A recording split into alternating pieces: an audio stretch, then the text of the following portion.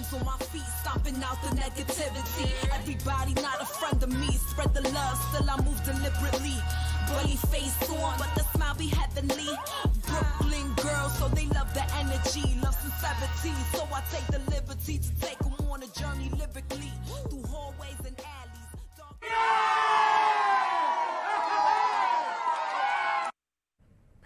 Hey everyone, and welcome back to this week's episode of The Next Chapter. I am one of your hosts, Minister Cat, aka Kitty Rose, and I am joined by the beautiful Melissa D. Anyway, welcome back to The Next Chapter, where we discuss shades of gray. Hey everyone, how you guys doing? How you doing, mama, outside of enjoying and liking my summer hair? It is beautiful hair. I am doing great. I'm so happy it's summer now. I'm loving life. Girl, bye. So this week's topic of the week was one that affected me and affects me and is very close to home. This topic of the week, we're discussing blended families with a question mark. Interesting. And so I think that we both come from different backgrounds in this area as well. I know for me, I have come from two different types of situations. So growing up, you know, my parents were together. My mother and my father, both we have one dad. My mother only had children with one man. They ended their marriage, I guess, around 6, 7 years old for me. And then my mother remarried when I was 10. And the gentleman she remarried had 3 children already from his previous marriages. Mind you, I was 10 years old when they got married. I am now 47, 48, and I have never met my mother's husband's children in all the years that I've met this man. Come full circle, full forward to my life, I was married at 22. My marriage only lasted 9 years. Within that marriage, I came into the marriage with a child, and I left the marriage with 2 additional children. So altogether in the marriage, I had 3 children. And then when we broke up, my husband, you know, got into another relationship 2 years later, which he is now currently still in 15 years later. She had a child, so my husband came in with 2 children. She came in with a child. Then they created a child together. So now their household is 4 children in their new environment or new arrangement that is now 15 years old. And throughout the years, the 2 children that are in my husband's family, we almost kind of like sneak to say hello to each other when we're around, because there is friction in the relationship, in the families, where there is no need to be friction, but there is friction where we all don't get along. And I brought up these different scenarios, in particular my own, because my husband and I were not enemies. However, not being enemies and being involved in blended families, we have not blended the families. And I have been concerned about that, because today I feel like we should be teaching our children or preparing our children for the second families, because the first families nowadays really don't last as long because of circumstances and availability. Women no longer feel like they have to stay married. So a lot of women are ending relationships sooner than later, like I did. You know, I ended my marriage at 9. When I saw that we were coming up on 10 years, I felt like if I stay in this marriage up until 10, I'll be in this marriage up until 20. And I really felt like this marriage wasn't the best place for me or my children or my husband to be in, because as a young couple, we didn't have the tools or the village at the time to help us, give us the tools to navigate being a young couple, being young parents, new parents, and business owners, new business owners. So our marriage ended. But then the next situation he ended up being in, like I said, they're 15 years strong, still together, but yet his children or my children can't be in the same room with each other, yet none of us are enemies. So I was curious I was curious to have this discussion and bring it to our audience because it was very disheartening to me that we're not, as a society, teaching our children to navigate in the second families when the first families don't work. Yeah. And so I come up from an experience where my mom and father divorced when I was 10, and I stayed with my mother for a majority of the time. She didn't remarry. She dated somebody for a long time who had children who were older and weren't around. We would see them maybe once or twice a year.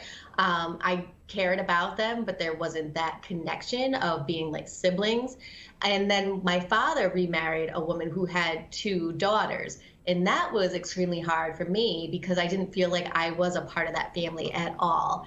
And, you know, I didn't feel like I was loved by the stepmother. I didn't feel like I got the same attention as, you know, the children he lived with as he did, you know, spend some time with me. I remember feeling sick whenever I planned to go over there because it just didn't feel comfortable. But, you know, whoever teaches us how to do that? It's just something that we have to figure out, maybe something we learn as we go forward. Let's see what our first video had to say. Yeah, I think that's important what you touched on because blended families vary. So I think when you're looking at what makes a successful blended family, you have to consider the different varieties and situations that these blended families are birthed from. And I think another thing that we notice in blended families is a lot of times the woman has to carry the mantle of having to create this cohesiveness among family members. And I think a lot of times they could do that to the detriment of themselves, you know, but I think overall the health and happiness of the woman helps her be a better wife and a better mother. So it's important that women make themselves a priority as much as they can. I found that to be so true because for the first 5-8 years of my husband's second relationship, it was always me that was trying to initiate good spirit. You know, anytime we were together as a family gathering, it was always me that would be like, go out of my way to go hi to his partner or go out of my way to incorporate the children, his children, into pictures so that my children didn't feel like, you know, that they were a part of a step family or that they were part of like half brothers and sisters. You know, my grandmother has 10 children, 9 that are still living. They are, to my knowledge, that we don't talk about, 4 baby daddies. But in my whole life, I never heard any of my uncles or aunts say that they were half brothers and sisters. It was always, this is my brother, this is my sister. Now, mind you, they only had 2 males that was in the household ever in their life. But in the sense of still, it was I was raised around that, so I always came from that thinking that this is my brother, this is my sister. There was no half, there was no step, you know. So when my husband met my son, he never said this is my girlfriend's son, this is my wife's son, this is my stepson. He always kind of said, this is my son. So I looked to that to be the case when we broke up, that he would still treat my son like his son, and that didn't happen, you know, and it caused so much problems for my oldest son feeling abandoned and for my 2 younger children who were kind of caught not only in the middle of their sibling feeling resentment and feeling left out, but then the beef between their father and myself, that they felt like they had to choose sides. So again, it takes me back to thinking about the detriment that it does on the children when we as adults can't come to a place where we can find peace to make things better for the children as examples of it didn't work out so well because of X, Y, and Z, but this is what can happen. Because at the end of the day, at one point, I liked their father. At one point, I loved their father. So even though at the point of separation, at the point of divorce, where we might be hostile, when do we finally get to a point that we can all be together? Because at the end of the day, I'm connected to this person for the rest of my life as long as our children are living. And why would I want to be in a situation almost like that I can't be cool with his new partner or his new baby mama? Why do I have beef with her Or why does she have beef with me when the relationships were already ended by the time the two of us even came into each other's lives? I hate to think that only celebrities have the answer to blended families. You know, there's something about that That's quite all accurate too. Because look at Kris Jenner. Look at Kris Jenner. Bruce Jenner and Rob Kardashian were friends. You know what I'm saying? Rob Kardashian asked Bruce to look after his daughters as he was making that transition. So they were able to bring their families in and love on each other, knowing that they had siblings from different families coming in to now create these new family dynamics, you know? And they say in one video where celebrities, they have the money to have therapy. You know what I'm saying? Yes. So they have time to develop these things. But why can't we look at these examples like I used to think Jada and Will was the perfect example, but I don't know lately.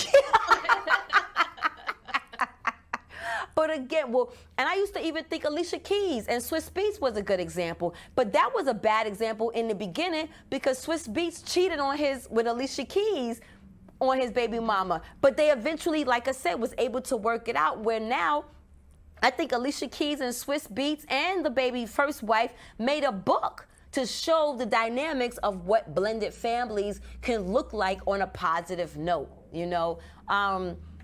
Do you wish? What I was going to say, there really isn't a manual to doing that, right? Right. We don't get a book of like, okay, you have a family and now you're separating. Here's the rules and how to do that. Right.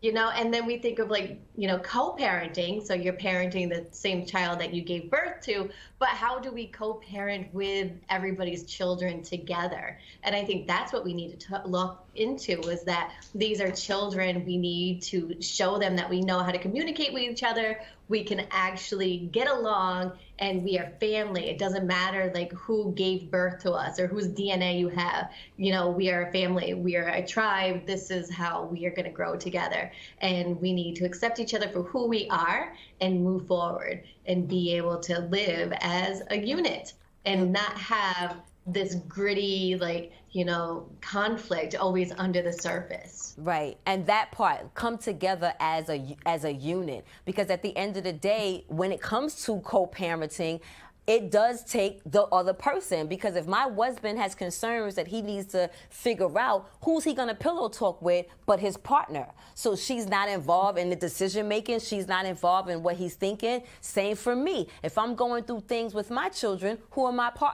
pillow talking with? My partner. So how can I pillow talk with them but leave them out of the distribution of discipline or chores or responsibilities or love and encouragement?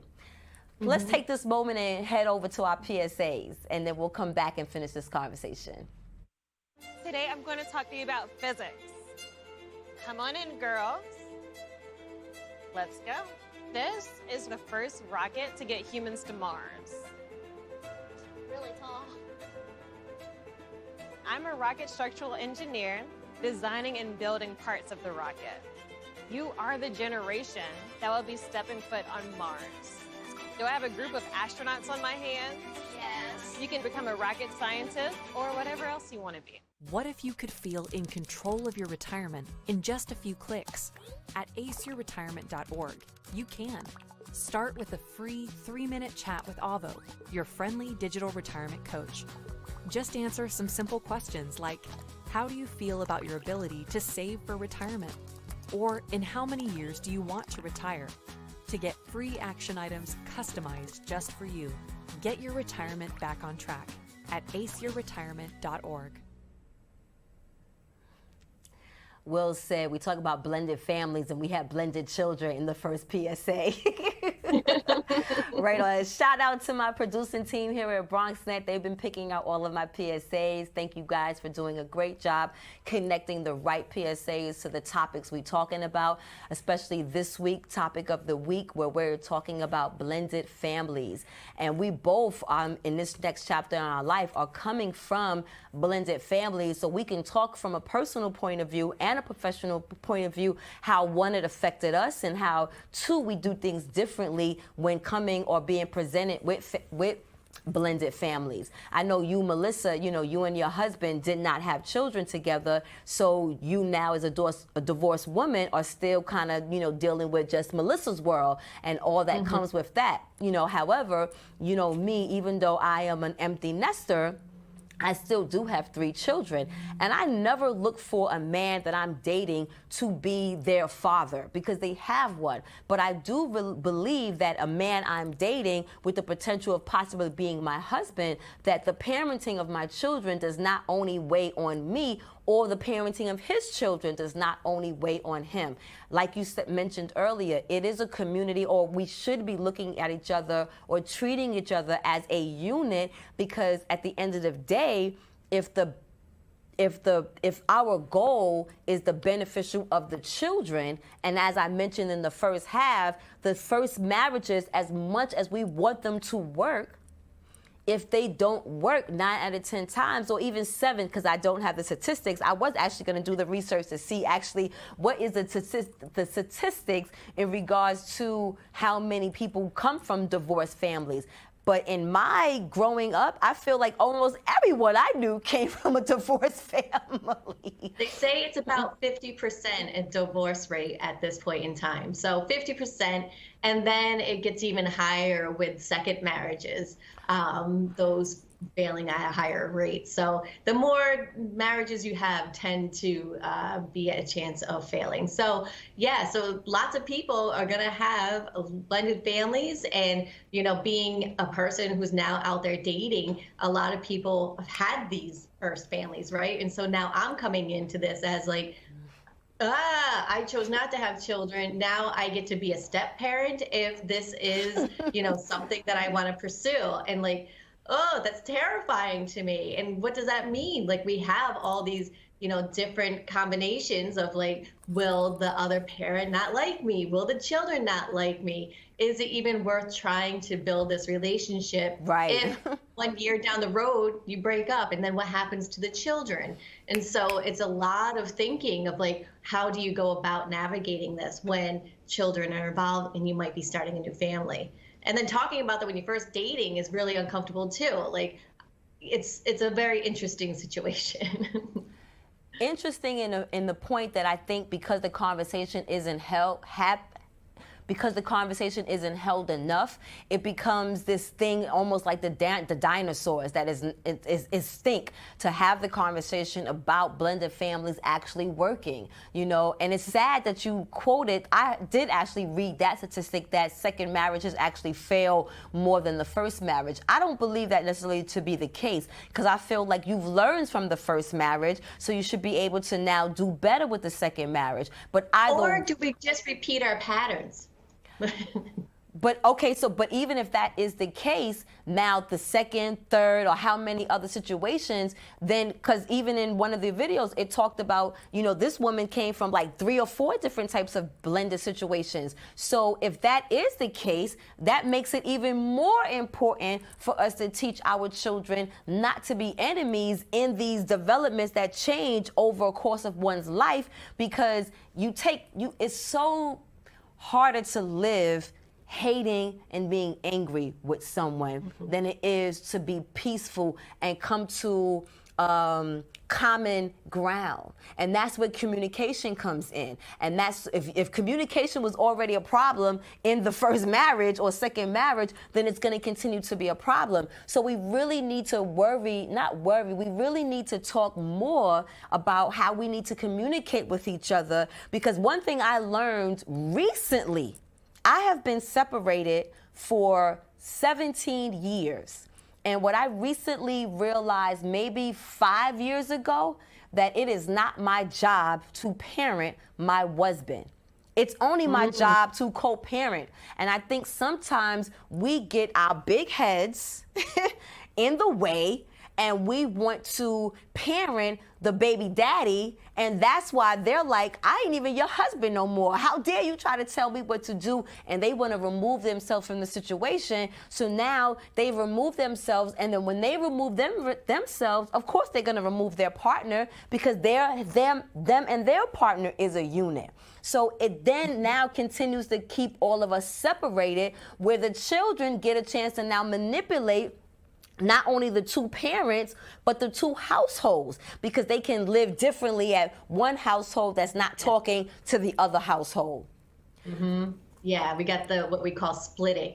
So you're asking one parent for one thing, not get the right answer. You ask the parent for another thing, might get the answer you want, and then that really pits the parents against each other too. Exactly. So we as parents aren't even helping the situation by not communicating with each other. I was telling my beau before we go to our second video, even in the height of when me and my husband don't communicate or don't like each other, there's nothing that goes on with our children that I don't call him or text him and tell him. Because even though we may not be the best of friends or even friends, it is important that he's aware of everything. Let's see what the second video had to say.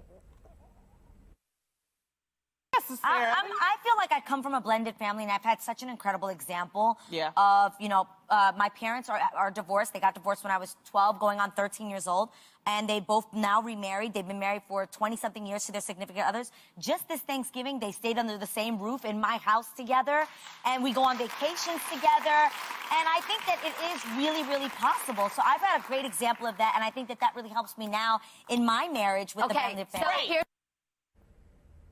Wow, that's pretty amazing. And when I saw that, I'm telling you, Melissa, it made me want to cry. Because I long for that. I long for that. Because at the end of the day, what my husband and I created? We created two of the most really good people, and we didn't do that alone. I didn't do that by myself. He didn't do it by himself. We co-parented the whole 17 years we were together. And even early on, the first 2 or 3 years that he got his new partner, and my daughter, one day, she was disrespectful, and I checked her.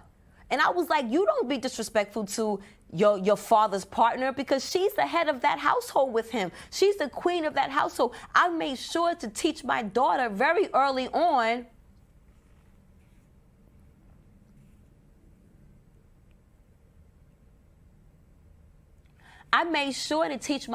very early on that respect was due, because respect was due and owed. And that is what I kind of feel like, gets lost. You know what I'm saying? We're so upset with the baby daddy because he's no longer with us, or the baby daddy's so upset with the baby mama because she's no longer with us, that we put our anger more to the forefront than what actually could make the situation so much better. Because yes, that's a celebrity. That's, someone who has a talk show that talked about the example of what blended families did for her and now how it helps her in her marriage.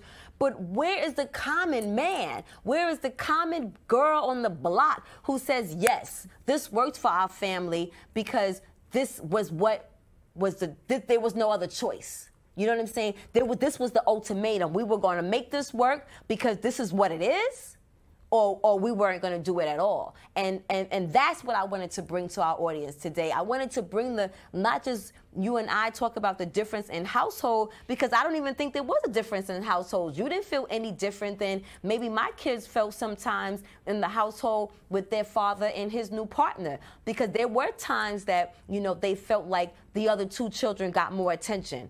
And they wanted to come home because they didn't feel as comfortable in their father's home that they did in their mother's home.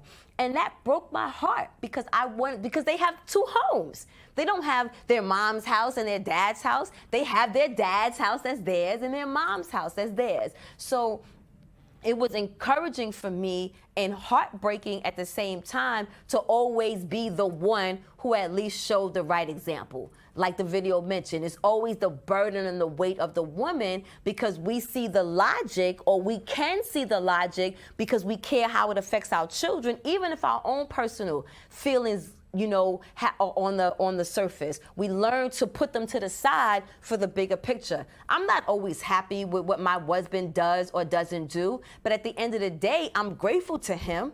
So because I'm grateful to him, am I going to talk down or talk bad about him to his children? Or am I going to embrace the relationship that he has with his children and nurture those things the same way that I would hope that he would nurture their love and respect for me?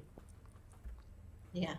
Yeah, I mean, that would be the hope that every blended family has, is that being able to teach each other, teach the children how to be kind and, you know, respectful to all the adults involved, and the adults to be respectful for the children as well.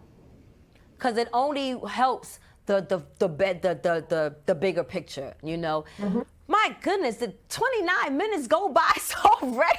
Like, So what fast. what the hell? Well, this is the part of the show that we say we don't like only because we don't like to feel like we're pressuring you to do this. But you know, this is the world we live in now. So please follow us on social media and like, follow, and share. This is a community program, and we are supported by your community efforts. So we need the encouragement from you guys to subscribe to our channels, to like our stuff, to follow, and to share our stuff. But most importantly, we also want to hear from you. So share your thoughts with us, because you might have some insight that can give some clarity to the topics that we were talking about. You might have some resources that can help our audience. Do you know of any regular folks that are successful in blending families, not just the Steve Harveys of the world? You know what I mean? Like, share your thoughts with us so that we can continue to uplift and upbuild and encourage one another, because that's what we're here to do. And that's what the next chapter has allowed Melissa and myself to do, because in our recognition of where we've come at right now in our professional and our personal lives, we can come to you guys with that information to help guide you, because that's what's really the problem with us as a society. We don't have the tools. No one gives us the tools. Everyone just points a finger and tells us what to do. But how can we have the tools so that we can make better choices and make better decisions? So share your thoughts with us on IG, on YouTube, in the comments. You can email us and tell us what we're missing, what we're lacking, what we can add, because your support is definitely wanted. Any final thoughts on any folks? Because it's 30 minutes. Well, I don't think there are any final thoughts. I think that's it. So, all right, guys, so that we could be refreshed for next week, we ask you guys to join us once again and follow us. I am one of your hosts, Minister Kat, a.k.a. Kitty Rose, and I am joined by Melissa D. And we are the next chapter, where we discuss shades of gray. Guys, continue to be safe out there. And I don't know when this airs in mid-July, but a shout out and condolences to all those that we lost in the newest school shooting. On that note, we are the next chapter. Good night.